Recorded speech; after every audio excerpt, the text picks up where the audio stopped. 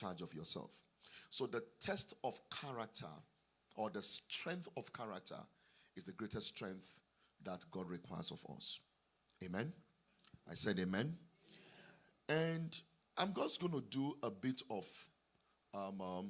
history as I try to take you along strength for the journey.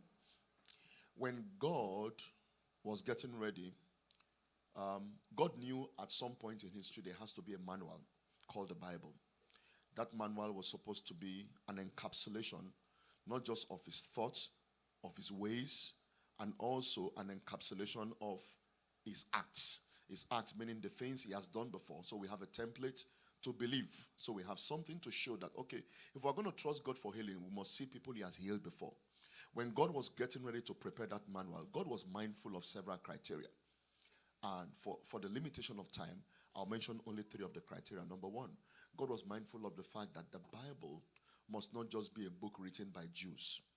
Because if it was only authored by Jews, the rest of us Gentiles would say it's a Jewish book. Christianity is a Jewish religion. So the Bible is not meant for us.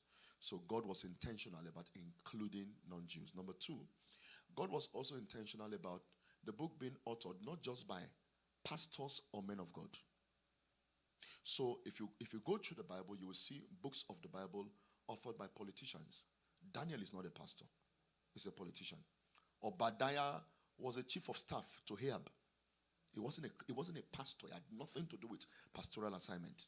But he authored a book, and so on and so forth. The final criteria, God needed to choose not just men, but also women to author the Bible.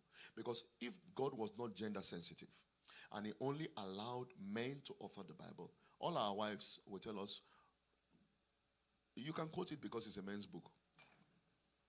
We need a book that women also author, so we also have a women's perspective to the issue. So if, for example, the men come to the women and say, woman submit, or wife submit to your husband, the woman say, what else were you going to say? That book was written by men.